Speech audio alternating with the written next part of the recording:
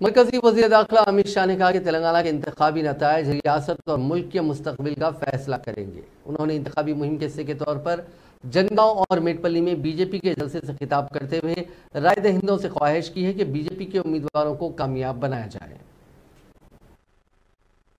पहली दीपावली आपने मना ली, दूसरी दीपावली 3 दिसंबर को भाजपा सरकार बनाकर मनानी है और तीसरी दीपावली 22 जनवरी को मोदी जी अयोध्या में राम मंदिर का तब मनानी है।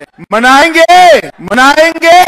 टर्मरिक बोर्ड के लिए अरविंद धर्मपुरी ने केंद्र में सबके साथ झगड़ा किया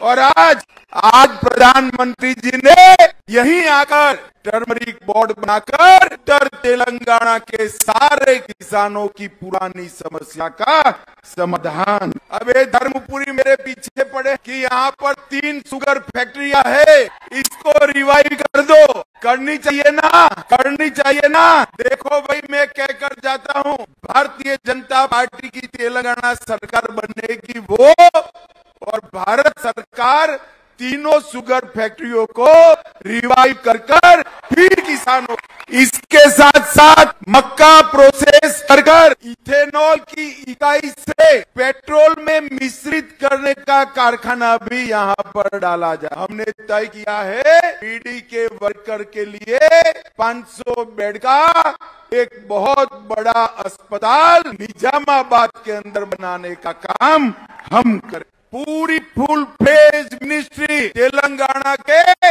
एनआरआई भाइयों बहनों के लिए ये भारतीय जनता पार्टी बनाए कि भारतीय जनता पार्टी की सरकार बनते ही ये 4% मुस्लिम आरक्षण हम समाप्त कर देंगे और ये 4% मुस्लिम आरक्षण का जो सीट बचता है वो एसटी, ओबीसी और एसटी में देकर उनको न्याय करने का काम ये